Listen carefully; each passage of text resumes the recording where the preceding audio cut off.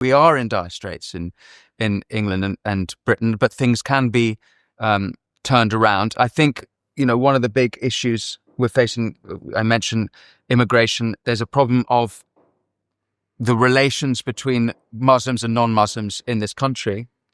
And but that's not part of that problem is that we are there's the kind of a liberal progressive two-tier approach to justice. So where I'm hopeful is I look to, let's say, Singapore, I look to the Emirates and the Saudis, who have, Singapore has 20% Muslim population.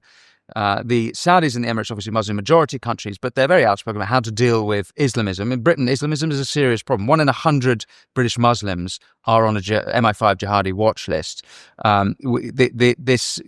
Something like 95 people have been killed by Islamists since 95, I think. 2005. And we've got a lot of issues with those groups mixing. But I think if we take law and order seriously, we get rid of two-tier system, we actually punish perpetrators and people start respecting the law, then we might actually have social cohesion come again.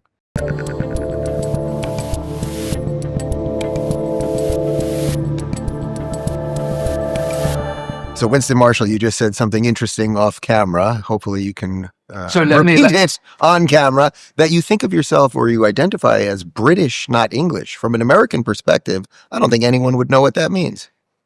English, not British. English, not British. You see? But English over British. So I do identify as British, but English primarily. Even though I'm not entirely ethnically English, I'm a real mutt, a Euro mutt. But let's just give a bit of context for listeners. Yeah. We're at ARC, Alliance for Responsible Citizenship. One of the debates being had both on and off stage is that what is the story we tell ourselves? What is the identity? And then outside of ARC, why this is such an important question for Britain is because mass migration, illegal and legal, is probably the most important issue of the day. And so we have quite literally millions coming every year, or up to 1 million, let's say, has been, over 1 million some years gross of migrants coming to the country. And there's conversations about, we've seen social disunity. We've seen social cohesion crumbling. We've seen different groups separating. Parts of London you'd have had to drive through, Whitechapel, where the signs aren't even English anymore. And so English is not even the first language in a lot of the country. So the conversation has been had of who we are. How are we to tell people who are moving here what to integrate into, what to assimilate into, if we ourselves cannot identify who we are? I'll add further, I spoke at Oxford University at a Roger Scruton lecture, a famous conservative intellectual, passed a few years ago, and it was full of conservative students talking about identity. And then after I spoke, I asked everyone in the room to say, what do you think it means to be English? And not one of them gave the same answer. And it had a complete, total range, including someone who said, well, it doesn't really mean anything to be English. Another classic thing you hear is, to be English is just fair play and tolerance. I'm like, well, that's what the Americans have. Like, that doesn't distinguish us from them whatsoever. So back to the complex issue of English identity. Someone like Roger Scruton himself would say it's from place, and you might say, well, you're from England, then if you're born here, then that makes you English. But that's complicated, and I'll explain why. For example, Elon Musk, ethnically partly English, from South Africa, very much an American citizen. Likewise, you could be completely ethnically English, have lived 300 years in America, but you're not English. You're an American. That's partly because there's an ethnicity. You are administratively of somewhere, from a place, and then there's the cultural aspect as well. So there's and to make things all the more complicated, all of these realms, the domains rather, and the ethnicities or the identities themselves are porous. So even if you come up with a conclusion, you will have to say, except in these times it's complicated and more. There are exceptions, I think. There's no clear-cut rule on what we are. Now, what I said to you before we started rolling is I identify as English over British. And it is the British identity that actually unifies the Scots, the Welsh, the English, the Northern Irish, and all of the of those who are in Britain from across, whether you're from Jamaica, Nigeria. Kemi Badenoch, leader of the Conservative Party, is Nigerian heritage. She would assume as British. So there's a question. We're in a muddle, I think, particularly with mass migration. Now, the conversation we were having before is, I identify as English. I find it harder to articulate what it is to be British. British is a 300-year-old concept. Well, I guess it's not a 300-year-old concept, but the Act of Union was in 1707 when Scotland and England combined. So, whereas England is 1,100 years old. In fact, we have our 1,100-year anniversary in 2 years' time, I think. And it was founded by, Athelstan, King Athelstan founded it, but I would say we go back to King Alfred the Great, who united the English against the Great Heathen Army. I identify with that heritage. So for me, national identity is, and people off camera, I'm interested, but they're going to disagree with me, but it is to take on the heritage of a people as if it is your own and to actively participate in it. So I think you can go to America, like Elon Musk is, and become an American because he's taking on the heritage from the founding fathers as if it is his own heritage, and then moving forward, and taking on and participating in that heritage. I think that you can come here to this country and you might not be ethnically English, but you hypothetically could participate. A famous example from the scripture would be Moses' wife, who was an Abyssinian woman, but she's very much part of Israel. Israel, a nation without a state as it wandered through the desert to the promised land. She was, I would say, part of the Israel tribe. So again, there's a lot of this problem with identity as you get into semantics. I'm doing a lot of thinking out loud here, and well, you've given me about 20 ways to go here, but I guess the main one is, so do you think that all of the problems that your country seems to be facing right now are downstream from this? It's downstream from this inability to define itself properly. Well, it actually gets worse because there's a deliberate attack as well on all things that might be deemed positive about our identity. So this happens in the education system. There's a polling done last week that something like only 10% of young British people in that range would fight and die for their country, and unfortunately these kids have been taught that we are a bad people. They're not being taught the truth, which is that we are the people that defeated Napoleon, we are the people that ended slavery, we are the people that defeated Hitler and the Nazis. We had some help from across the pond, but that is an infinitely proud history to take on and have, and they're not being taught any of that. In fact, they've been taught the opposite, that we are the perpetrators, irredeemably so, of the slave trade, and that somehow whatever Hitler did, that the idea of nationalism, it's not okay to be, just because the Germans did such a terrible, evil stuff, that we can't be proud about our own history. We learned a lot of different lessons than the Americans did after the Second World War. You, I think, learned that America defeated the Nazis, and so that's something to be proud of. In Europe, the lesson seemed to have been nationalism is bad. And so we had a sort of divergence there. That's very fundamentally different. Yeah.